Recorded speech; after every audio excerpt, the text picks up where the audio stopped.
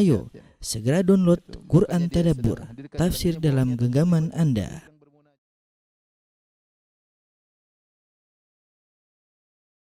Bismillahirrahmanirrahim. Assalamualaikum warahmatullahi wabarakatuh. Alhamdulillahi ala ihsanih wa syukru lahu ala taufiqihi wa amtinanih wa asyhadu an la ilaha illallah wahdahu la syarika lahu ta'ziman li sya'nih wa asyhadu anna Muhammadan abduhu wa rasuluhu da'ila ridwanih. Allahumma salli alaihi wa ala alihi wa ashabi wa ikhwani. Baik, para pemirsa yang dirahmati oleh Allah Subhanahu wa taala. Alhamdulillah pada kesempatan kali ini kita berkumpul dalam rangka untuk saling menasihati ya. Yang tema pada kesempatan siang hari ini adalah tentang ujian-ujian kehidupan. Itu apa saja ujian-ujian kehidupan. Karena kita tahu bahwasanya kita diciptakan oleh Allah Subhanahu wa taala memang untuk diuji. Memang untuk diuji. Oleh karenanya ujian itu merupakan sifat yang melazimi manusia ya. Kalau dia dihidupkan di atas muka bumi, dia pasti diuji, enggak mungkin tidak. Enggak mungkin ujian tersebut terlepaskan darinya ya. Karena memang dia diciptakan untuk diuji. Dan Allah Subhanahu wa taala telah menegaskan hal ini dalam banyak ayat ya. Seperti Allah berfirman ya, "Wala nabluwannakum bi syai'in minal khaufi wal ju'i wa naqsin minal amwali wal anfusi wath thamarati wa basyiris sabirin." Sungguh benar-benar kami akan menguji kalian dengan sedikit kurangnya harta, kemudian buah-buahan, kemudian hilangnya orang-orang yang kita cintai, dan berilah kabar gembira kepada orang-orang yang bersabar. Kemudian juga Allah berfirman, "Am hasibatum an tadkhulul jannata wa lamma ya'tikum mathalul ladzina khalau min qablikum massatuhumul ba'sa'u wad-dharra'u wa zulzilu." Apa kalian menyangka bahwasanya kalian akan masuk surga sementara belum datang apa ujian yang menimpa seperti ujian yang menimpa umat-umat sebelum kalian? Massatuhumul ba'sa'u wad-dharra'u wa zulzilu. Mereka ditimpa dengan kesulitan, dengan penderitaan, bahkan digoncang oleh Allah Subhanahu wa taala. Ya, jadi ujian sudah pasti. Allah berfirman, Alif Lam Mim. Ahasiban nasu ayyutraku ayyaqulu amanna wa hum la yuftanun. Wa laqad fatanna alladhina min qablihim fala ya'lamanna Allahu alladhina shadaqu wa la ya'lamanna al-kadhibin. Alif Lam Mim. Apakah manusia menyangka akan dibiarkan untuk berkata kami telah beriman dan dia tidak diuji? Sungguh kami telah menguji orang-orang sebelum mereka agar Allah mengetahui mana yang imannya benar dan mana orang-orang yang dusta. Allah Subhanahu wa taala berfirman, Tabarakalladzi biyadihil mulku wa huwa ala kulli syai'in qadir. Alladzi khalaqal mauta wal hayata liyabluwakum. Maha suci Allah ya, yang di tangannya lah segala kerajaan di alam semesta ini. Alladzi khalaqal mauta wal hayat, yang menciptakan kehidupan dan kematian. Buat apa? Liyabluwakum ayyukum ahsanu amala. Untuk menguji kalian siapa di antara kalian amal yang terbaik. Allah berfirman, wa huwal ladzi khalaqas samawati wal arda wa ma bainahuma fi sittati ayyamin. Wa kana 'arshuhu 'alal ma' liyabluwakum ayyukum ahsanu amala. Dialah Allah Subhanahu wa taala yang telah menciptakan langit dan bumi dalam waktu 6 hari dan arsy-Nya di atas air. Buat apa? Liyabluwakum ayyukum ahsanu amala. Untuk menguji kalian siapa di antara kalian amal yang terbaik. Jadi Allah ciptakan alam semesta ini untuk menguji, jadi bahan untuk menguji. Untuk menguji manusia. Oleh karenanya Allah tekankan dalam surat Al-Kahfi, kata Allah, Inna ja'alna ma'alal ardi zinatan laha linabluwakum ayyukum ahsanu amala. Kami menghiasi, menjadikan apa yang di atas muka bumi ini sebagai perhiasan untuk menguji kalian ya, mana di antara kalian amal yang terbaik. Jadi ujian itu suatu hal yang pasti, yang tidak bisa terpisah dari seorang manusia jika hidup di atas muka bumi ini ya. Saya sering sampaikan, kalau ingin hidup ya pasti diuji. Kalau enggak tidak ingin hidup tanpa ujian ya mati aja, enggak mungkin. Orang pasti diuji ya. Manusia diuji, kemudian bergembira, kemudian diuji lagi. Demikianlah pernak-pernik kehidupan manusia. Oleh karenanya Allah Subhanahu wa taala berfirman, "Laqad khalaqnal insana fi kabad." Sungguh kami telah ciptakan manusia dalam kepayahan. Manusia tidak luput dari ujian ya. Dia lahir dalam kondisi kepayahan, masih kecil, kemudian merangkak, kemudian setelah besar dia harus bekerja, kemudian ada ujian-ujian dalam pekerjaannya, kemudian dia harus menikah, ya, ada kesenangan dengan istrinya, dengan suaminya, dan dalam kehidupan rumah tangga pun banyak ujian, kemudian dia senang dengan lahir anaknya, kemudian dia dihadapi lagi ujian tatkala mengurus anak-anaknya, dan demikianlah ya, kemudian nanti sampai akhirnya dia meninggal dunia juga dengan ujian. Dan lihatlah kenyataan yang ada, ya, semua orang diuji ya. Kalau kita merenungkan tidak ada yang tidak diuji, semua diuji ya. Mau dari orang paling kaya di dunia maupun orang yang paling miskin. Mau dari orang yang paling tenar dengan orang yang tidak terkenal, tidak ada yang mengenalnya. Oh, semuanya, mau laki perempuan ya, tua muda, semuanya diuji ya. Semuanya diuji ya. Kita bicara misalnya, kita bicara orang yang mungkin paling tinggi derajatnya, raja. Apakah raja tidak diuji? Ya, kita bicara saja misalnya suatu kerajaan, rajanya memegang keputusan, tiba-tiba jadi peperangan, ada penyerangan, ada bom yang dilemparkan ke negaranya, dia diuji, dia pusing memikirkan hal tersebut. Melihat mungkin rakyatnya susah dan yang lain diuji. Presiden juga sama diuji. Ya, diuji dengan kondisi yang tidak stabil di negaranya, diuji dengan kondisi ekonomi yang kurang baik, diuji dengan caci dan makian rakyatnya ya. Siapapun diuji ya. Enggak ada yang tidak diuji ya. Sebagian wanita ya sedih, kenapa? Karena sudah mulai masuk usia 30 tahun lebih belum ada yang melamarnya. Dia senantiasa berdoa, ya Allah datangkanlah aku lelaki yang melamarku dan menikahiku. Berkeinginan untuk bisa hidup sebagaimana wanita yang lain, memiliki suami dan rumah tangga yang dia khayalkan. Namun tidak kunjung datang kepadanya. Dia pun diuji dengan kesendiriannya. Sebaliknya ada seorang wanita tiap hari berdoa menangis suaminya yang kurang ajar ya. Selalu menyakiti hatinya, selalu merendahkan dirinya. Dia berangan-angan seandainya saya tidak punya suami, seandainya saya tidak punya kehidupan rumah tangga. Ya, seperti itu ya. Orang sebagian diuji menangis karena wanita mandul, tidak punya anak ya. Berdoa selalu, ya Allah berikanlah aku anak, sementara Allah tidak berikan dia anak. Hidup dia tanpa anak, sementara dia begitu sedih melihat ibu-ibu yang lain membawa anak-anak mereka yang lucu-lucu. Di lain sisi ada wanita yang kemudian menangis. Kenapa anak-anaknya nakal, tidak diperhatikan, dicuekin sama anak-anaknya, apalagi di masa tua. Ya, anak-anaknya kemudian sibuk dengan keluarganya, sang orang tua, ayah atau ibunya bersendiri di rumah, tidak ada yang nengok, tidak ada yang perhatian, tidak ditelepon. Itu penderitaan tersendiri. Dan saya pernah ketemu model orang seperti ini. Menderita, anak-anaknya cuek dengan dia. Ya. Jadi hidup ini dengan penderitaan. Si miskin ya menderita, mungkin dia diuji dengan kemiskinan, berusaha mencari pekerjaan, daftar sana, ngelamar sini ditolak ya. Si kaya yang punya perusahaan juga terkadang diuji dengan misalnya musim pandemi seperti ini, kemudian harga barang menjadi jatuh, kemudian tidak ada produksi dan yang lainnya, memikirkan anak buah yang begitu banyak, harus mecat sini, harus PHK-kan ini. Itu adalah penderitaan tersendiri ya. Sekarang banyak orang juga menjemplungkan dirinya dalam medsos, kemudian dia mencari penderitaan di situ ya, dengan berdebat-debat, kemudian dicimaki oleh netizen dan yang lainnya. Jadi saya katakan bahwasanya kehidupan ini tidak ada yang luput dari ujian. Siapapun dia orangnya ya, dan itu adalah tabiat dari kehidupan. Itu suatu hal yang la infikak, dalam bahasa Arab artinya tidak bisa terpisahkan dari pernak-pernik kehidupan. Siapa yang ingin hidup maka dia harus diuji. Kalau tidak ingin diuji ya mati aja. Gampangannya demikian ya. Siapa yang tidak pernah merasakan sakit ya?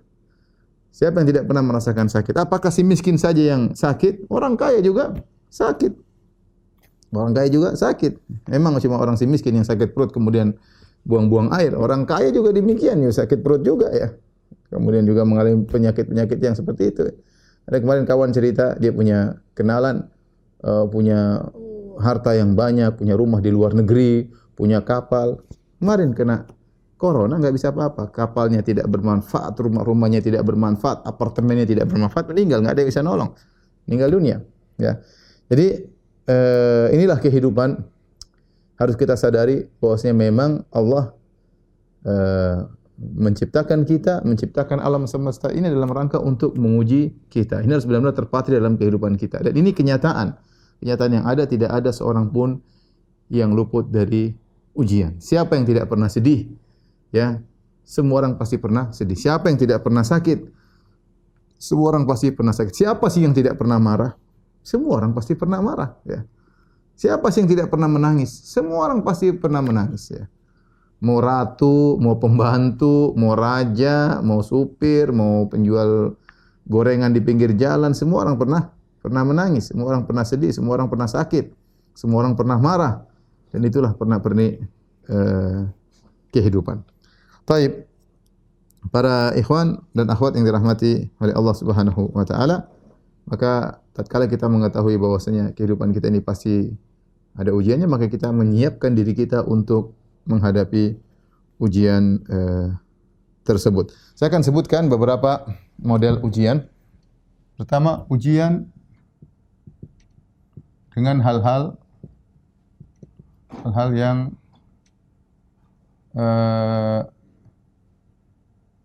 yang di luar keinginan hamba. Di luar keinginan hamba. Yaitu bukan keinginan hamba ya. Ini seperti apa? Ini banyak ya, seperti musibah. Ya, musibah berkaitan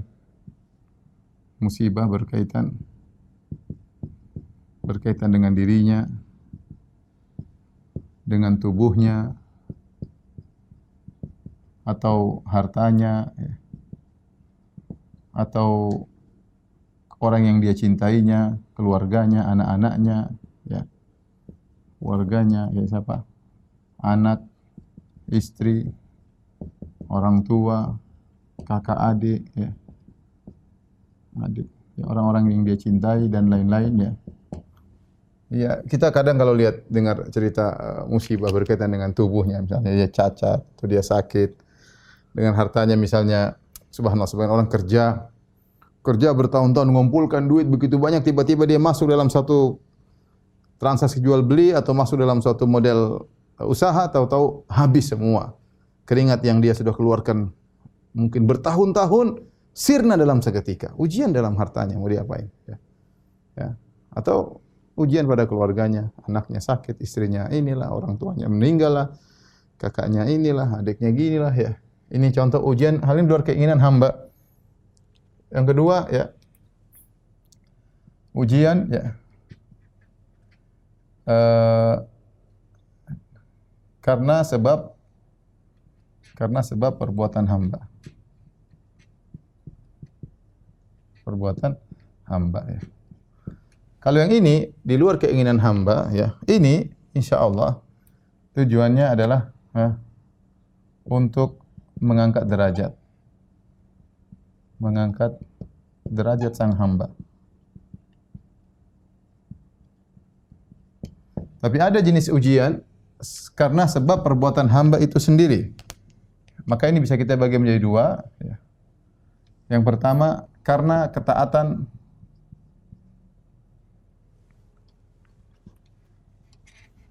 yaitu karena ketaatan yang dia lakukan, yang dilakukannya. Contoh misalnya apa? Misalnya jihad. Jihad, seorang tatkala berjihad dia mengalami banyak ujian.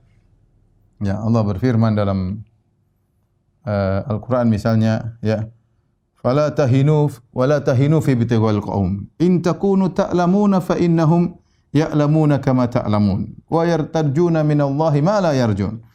Kata Allah, jangan malas dalam mengejar ya musuh. Kata Allah, in takunu ta'lamuna fa innahum ya'lamuna kama ta'lamun.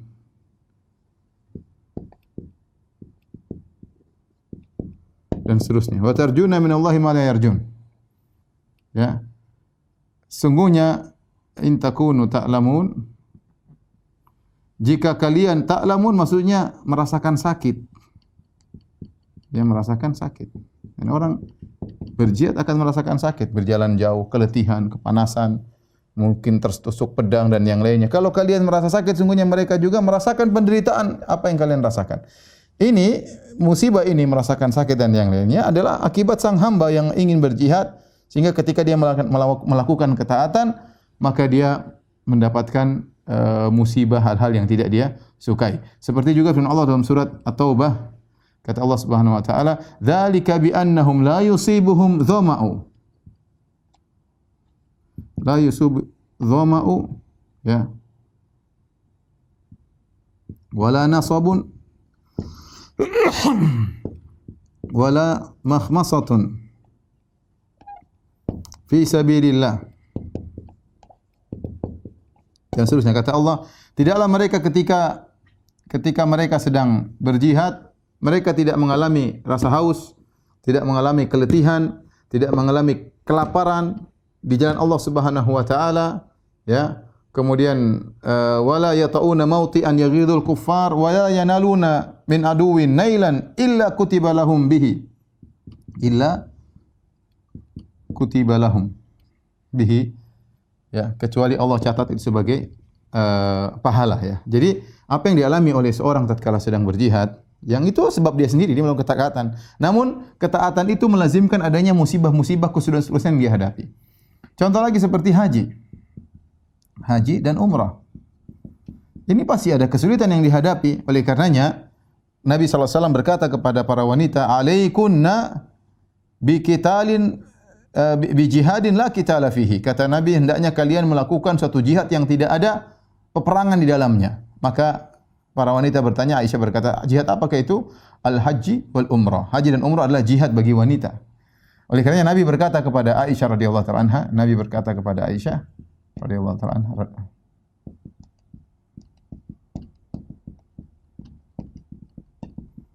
ya, ajruki ala qadri nasabik.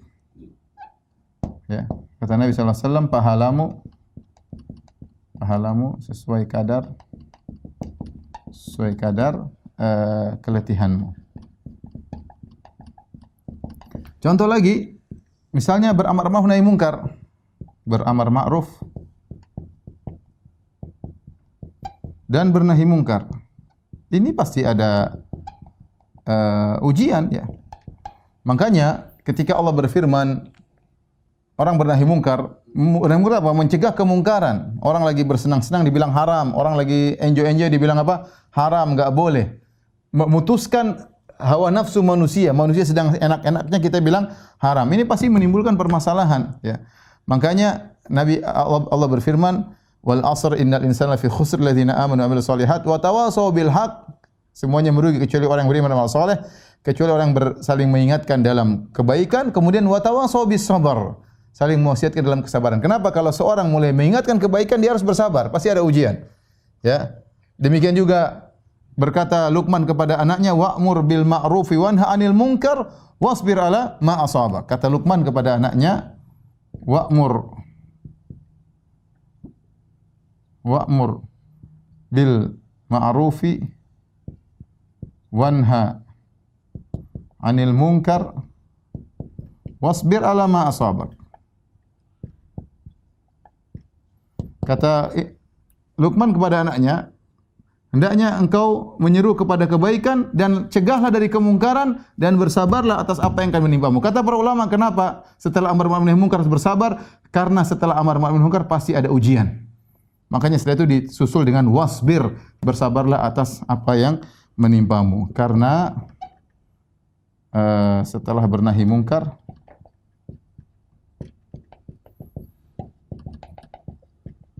pasti menghadapi ujian.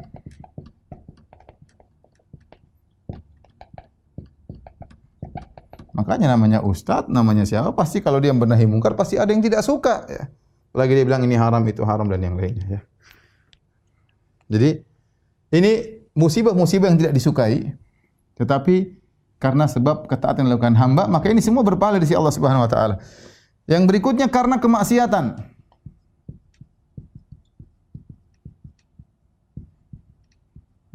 Maka Allah juga kasih musibah-musibah karena maksiat. Seperti firman Allah Subhanahu wa taala, "Ma asabakum min musibatin fa bima kasabat aydikum." Ma asabakum min musibatin fa bima kasabat aydikum.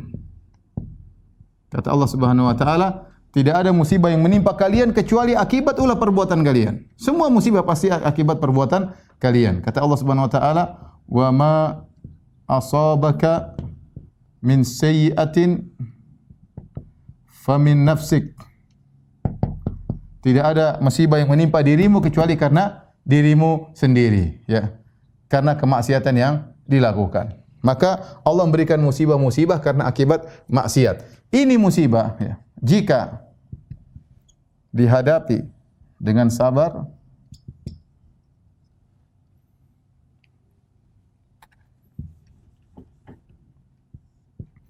jika dihadapi dengan sabar, sabar maka apa? Maka menggugurkan dosa,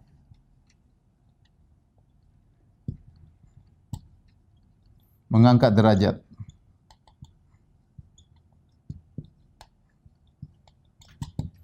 Jika tidak sabar, bagian dari hukuman. Bagian dari hukuman,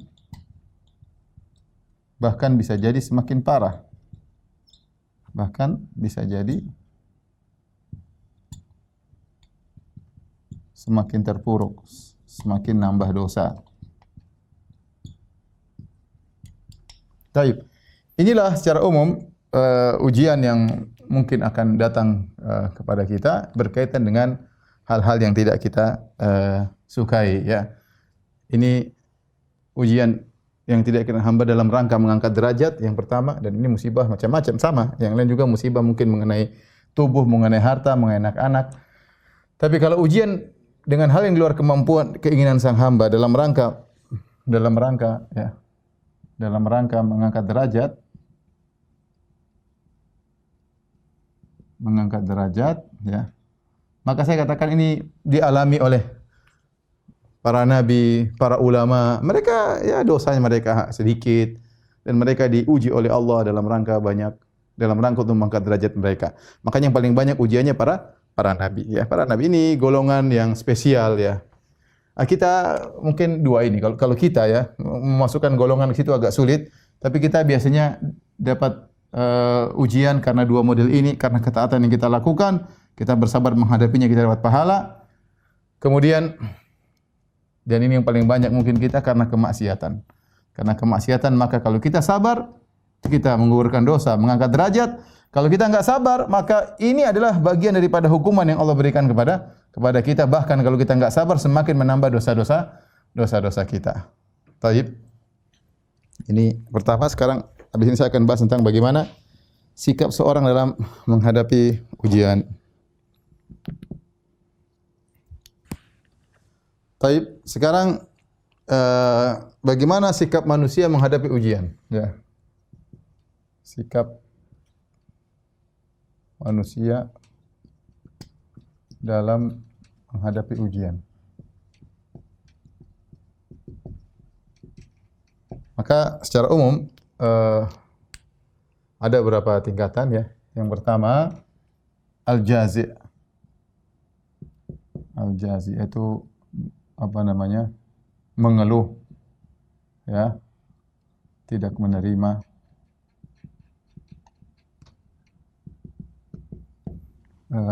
Kemudian yang kedua, as-sabir, yaitu bersabar. Kemudian yang ketiga, ar-radhi, ridha dengan musibah. Yang keempat, asy-syakir, bersyukur. Baik. Adapun al-jazi atau jaza, dia mengeluh tidak menerima, ya, maka jelas, ya, nampak dari apa? Nampak dari hal ini, ya. Nampak dari lisan, ya, tulisan, perkataan, ya. Tulisan dan perbuatan. Nampak seorang tidak suka, ya. Asalnya di hati, ya. Tempatnya di hati, ya, di hati. Ya, kemudian nampak dari lisan, tulisan dan perbuatan. Contoh, Nabi SAW bersabda, "Laisa minna man darabal khududa wa syaqqal juyuba wa da'a bid'awal jahiliyah." Bukan dari golongan kami jika seorang terkena musibah kemudian dia menampar-nampar pipinya, merobek-robek bajunya dan menyeru dengan seruan jahiliyah. Ini menunjukkan dia tidak sabar, ya. Seperti seorang lagi musibah kemudian dia mukul-mukul apa? Mukul-mukul istrinya atau mukul-mukul suaminya. Dia tidak terima. Dia mukul-mukul tempat tidur, dia mukul-mukul tembok, banting sana banting sini. Ini apa ini? Ini menunjukkan tidak sabar. Ya sudah. Orang seperti begini berdosa. Apa yang dia dapat dari musibah itu? Ya. Musibah, ya. Menambah dosanya. Menambah dosanya. Musibah di atas musibah. Sama musibah di atas musibah.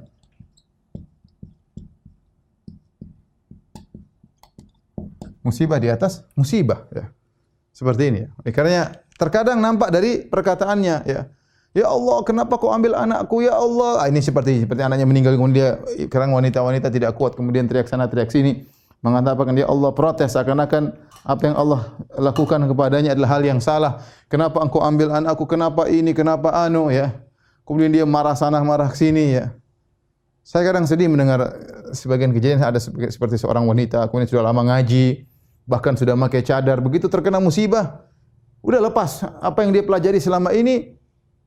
Kemudian kayak seakan-akan hilang begitu saja. Ya. Subhanallah, ya ukhti, anti sudah ngaji, anti sudah pakai jilbab, anti sudah cadar, kemudian dikasih musibah, kemudian protes kepada Allah Subhanahu wa taala.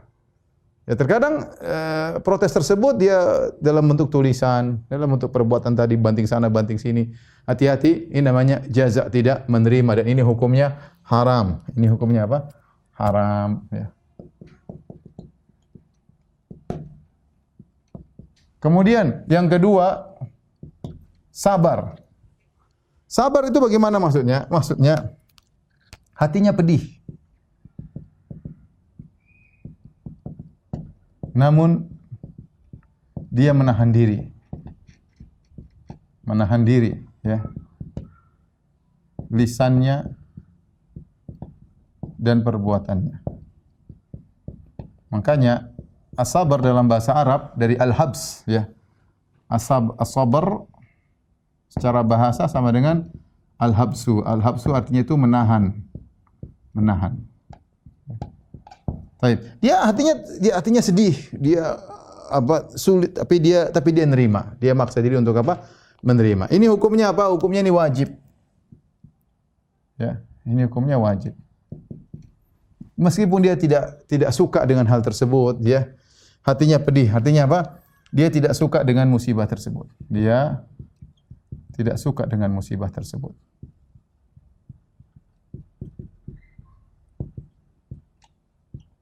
Tapi dia sabar. Maka orang yang melakukan hal ini dia dapat pahala, ya. Dapat pahala, ya. Pahala, kemudian apa?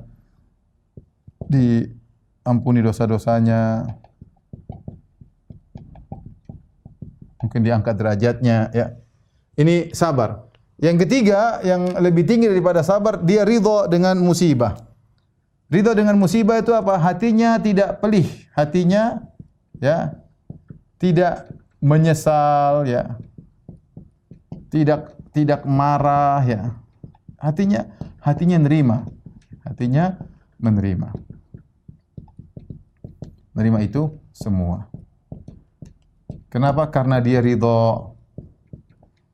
Jadi ridho ini lebih tinggi derajatnya daripada sabar. Nah, apa hukumnya ridho di sini? Maka ada khilaf di kalangan para ulama, apakah dia wajib atau sunnah. Yang benar hukumnya sunnah, tidak sampai wajib. Ya, yang wajib sabar. Kalau dia melakukan ridho berarti lebih daripada yang seharusnya. Maka ini adalah pahalanya lebih besar tentunya, ya. Pahalanya lebih besar. Besar daripada sabar. Para pemirsa yang dirahmati Allah Subhanahu, ini sebenarnya semuanya ini teori. Kalau kita lagi terkena, kita bisa tahu kita masuk yang mana. Kita bisa tahu kita masuk yang mana. Yang asyakir ini derajat yang lebih tinggi, ya. Derajat tertinggi.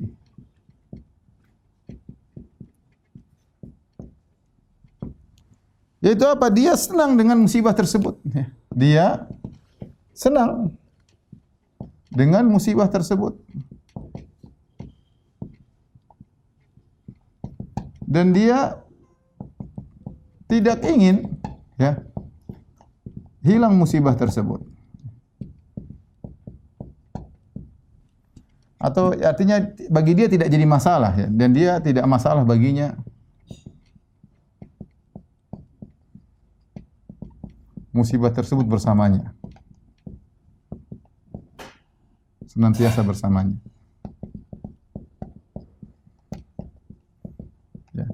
Dan ini derajat yang sulit. Bagaimana seorang bersyukur dengan musibah. Tapi ada orang-orang seperti itu. Dia bersyukur dengan musibah. Nah, timbul pertanyaan, bagaimana caranya bisa bersyukur?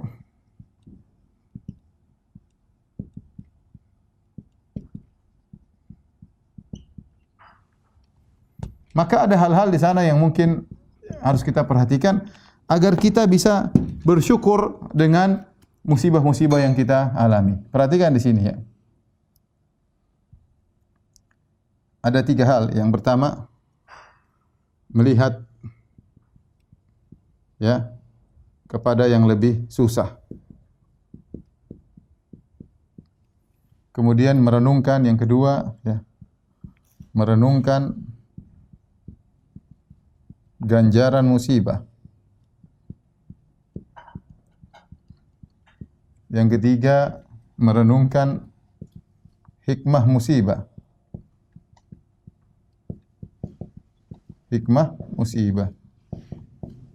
Baik, kita melihat kepada yang lebih susah sebagaimana sabda Nabi sallallahu alaihi wasallam, la tanzuru ila man fawqakum walakin inzur ila man asfala minkum.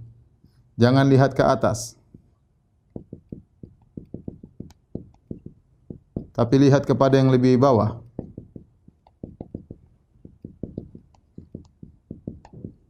Ya akhi, kita terkena musibah apapun, kita harus bersyukur musibahnya masih lebih ringan, masih lebih ringan. Masih ada yang terkena musibah lebih parah daripada kita, Kita mungkin, kena musibah, ya Allah, enggak ada untung tahun ini. Kita enggak ada untung, ada yang lain rugi. Yang rugi juga kena musibah. Dia tapi alhamdulillah bisa bersyukur. Ada orang yang bukan cuma rugi, bahkan hilang semua hartanya. Ada orang terkena musibah mungkin kakinya, dia harus berjalan pakai tongkat. Masih ada yang terkena parah musibah, dia enggak punya kaki, Yang punya kaki diorong kursi roda, masih ada yang lebih parah, yaitu tergeletak di atas tempat tidur enggak bisa apa-apa. Ada yang seperti itu. Jadi ketika dia merenungkan ini semua, maka dia akan bersyukur kepada Allah Subhanahu wa taala. Kemudian merenungkan ganjaran musibah. Ganjaran musibah sangat banyak Di antaranya mengurangi dosa. Mengurangi dosa. Kata Nabi SAW, la tasubbul humma fa innaha tudhibu khataya bani Adam kama yudhibul kir khabathal hadid. Kata Nabi, jangan kalian mencela demam. Sungguhnya demam itu akan menghilangkan dosa-dosa sebagaimana alat pandai besi menghilangkan karat besi. Demam saja menghilangkan dosa, apalagi penyakit-penyakit lebih parah daripada itu. Demam saja menghilangkan dosa, apalagi penyakit lebih parah daripada itu. Contoh lagi, Nabi SAW ketika menyinggung orang sakit, kata Nabi, tahur, la ba'sa tahur, insyaallah. Apa artinya sih? Tidak apa-apa, semoga tahur. Semoga penyakit yang menimpamu menggugurkan dosa-dosamu. Menggugurkan dosa-dosamu. Nabi SAW juga bersabda, la yusibul muslim min nasabin wala wasabin wala hazanin wala hammin wala syauka yushakuha wala adhan illa kafarallahu biha khatayahu. Kata Nabi SAW, tidaklah seorang muslim ditimpa dengan keletihan, letih, capek, kerja apa segala. Kalau dia syukuri, dia bersabar, mengurangi dosa-dosa. Wala wasabin, penyakit, tidak ditimpa dengan penyakit apapun. Rasulullah umumkan, penyakit apapun menghilangkan. Kalau demam saja menghilangkan dosa-dosa, apalagi penyakit lebih daripada itu. Pusing, mau pening kepala, sakit kaki, mau penyakit apapun, mengurangi dosa-dosa. Kemudian apa? Wala hazanin, tentang kesedihan masa lalu yang selalu membuat dia ingat kembali, membuat dia ingat kembali Ini kesedihan masa lalu. Kemudian wala hammin itu kekhawatiran masa depan. Kekhawatiran masa depan, nanti bagaimana, bulan depan ini juga kalau dia sabar maka akan menghilangkan dosa-dosanya. Wala ghammin kegelisahan. Kegelisahan, dia gelisah, hati enggak tenang. Ada apa ini? Hati enggak tenang. Itu mengurangi dosa-dosanya. Bahkan sebenarnya Allah mengatakan Terkadang di antara kebaikan Allah, Allah memberikan hukuman kepada atau mengurangi dosa-dosa orang dengan sekedar itu, sedengar gelisah. Alhamdulillah anaknya tidak diambil oleh Allah. Alhamdulillah hartanya tidak dihilangkan oleh Allah. Cuma apa? Gelisah, sedih, itu mengurangi dosa-dosa, ya. Kemudian wala adzan, tidak ada gangguan yang menimpanya dari orang lain. Ada yang mencaci maki dia, ada yang merendahkan dia, ada yang mengambil hartanya, ada yang menzalimi dia, ya. Sampai duri yang melukainya, maka itu semua adalah penggugur dosa-dosanya. Ini mengurangi dosa. Kemudian apa? Mengangkat derajat. Mengangkat apa? Derajat. Mengangkat derajat, ya. Dalam satu hadis Rasulullah SAW mengatakan, sungguhnya seorang hamba Allah inginkan dia punya derajat lebih tinggi, tetapi Allah lihat amal dia, ternyata amal dia tidak cukup untuk mendongkraknya naik ke atas derajat yang tinggi. Maka Allah kasih dia ujian. Supaya pahala ujian tersebut sangat besar, kata Allah, innama yuwaffas sabiruna ajrahum bighairi hisab, sungguhnya orang yang diuji mendapat ganjaran tanpa batas, maka dengan pahala yang besar tersebut dia bisa didongkrak naik surga yang tinggi, ya. Ini di antara membuat seorang kemudian bersyukur kepada Allah Subhanahu wa taala, ya. Ini mengangkat derajat, mengurangi dosa, ya. Dan ini sudah hal yang kemudian menjadikan seorang bisa bersyukur kepada Allah Subhanahu wa taala. Kemudian apa? Dihilangkan, ya. Terkadang dihindarkan dari musibah yang lebih besar. Saya punya teman pernah naik pesawat, kemudian dia bilang, aduh saya ketinggalan pesawat. Maka dia berusaha mengejar pesawat, saya lupa di mana, ya. Tapi intinya dia berusaha mengejar pesawat, tidak dapat. Tahu-tahu baru saja, yang baru-baru waktu kapan itu, kemudian pesawat terbang, tahu-tahu meledak di atas. Dia termasuk yang terlambat naik pesawat tersebut. Ya, musibah, tidak jadi penerbangan. Ternyata Allah menghindarkan dia dari musibah yang lebih besar. Dan kita tidak tahu, ya. Yang kita tidak tahu. Mungkin kita lagi punya motor, tahu-tahu motor kita dicuri orang. Musibah, kita enggak suka. Tetapi ternyata itu cara Allah untuk menghilangkan kita dari musibah yang lebih besar. Bisa jadi kita naik motor kecelakaan, akhirnya kita meninggal, kasihan anak-anak dan istri, maka Allah menjauhkan kita dari musibah yang lebih besar. Oleh karenanya kalau kita merenungkan hal ini, maka hendaknya kita bersyukur kepada Allah Subhanahu wa taala, ya. Kenapa kita mengurangi dosa? Karena kita sering istighfar, tapi terkadang istighfar kita enggak mempan, kurang fokus istighfar. Ada dosa-dosa yang kita anggap biasa, dosa-dosa saking biasanya kita tidak istighfarkan dari dosa-dosa tersebut, ya. Kita cuek aja, ya. Sehingga Allah cara menghilangkan dosa, Allah sayang sama kita, Allah kasih musibah. Sampai begitu besarnya pahala di akhirat, di antaranya besar pahala di akhirat. Ya, Allah berfirman, "Innama yuwaffas sabiruna ajrahum bighairi hisab." Innama yuwaffa sabiruna ajrahum bighairi hisab. Sungguhnya orang yang sabar diberi ganjaran tanpa batas. Kemudian dalam hadis Rasulullah SAW mengatakan, "Inna ahlal afiyah yaumal qiyam yawaddu ahlul afiyah yaumal qiyamah hina yu'ta ahlul bala' ats-tsawab law anna juludahum qurridat fid dunya bimaqarid." Kata Nabi SAW, sungguhnya orang-orang yang tidak tidak terkena musibah-musibah besar pada hari kiamat kelak, mereka berangan-angan ketika mereka melihat orang-orang terkena musibah dapat pahala yang besar pada hari kiamat. Mereka berangan-angan, seandainya dulu waktu saya di dunia, kulit saya digergaji supaya saya dapat pahala yang besar. Jadi menunjukkan bahwasanya orang yang diuji dengan ujian-ujian, mereka dapat pahala sangat besar tanpa batasan dari Allah Subhanahu wa taala. Ini seharusnya membuat seorang bersyukur dengan musibah yang dia hadapi. Kemudian di antara kita bisa bersyukur merenungkan hikmah di antara musibah. Dengan musibah, ya. Dengan musibah kita tahu, ya, lemahnya diri kita. Dengan musibah, ya, kita tahu, ya, kadar nikmat Allah Subhanahu wa taala. Nikmat Allah Subhanahu wa taala. Dengan musibah kita tidak jadi sombong, tidak sombong, ya, dan angkuh. Kenapa? Kita dikasih musibah, mau sombong apa? Ya. Dengan musibah teguran, kita ditegur oleh Allah. Ditegur atas, ya, kelalaian. Sehingga kita memperbaiki diri.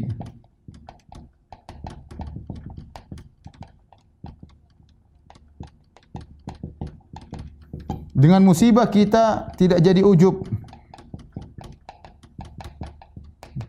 Kadang ujub kalau enggak ditegur. Kalau ditegur kita tahu ternyata kita punya kesalahan, punya kekurangan. Dan yang terakhir di antara masih banyak, tapi di antara yang terakhir apa? Tidak tentram dengan dunia. Kita tahu dunia ini tidak semuanya manis. Ya, kata Al-Imam Syafi'i, mihanu zamani katsiratun la tanqadi.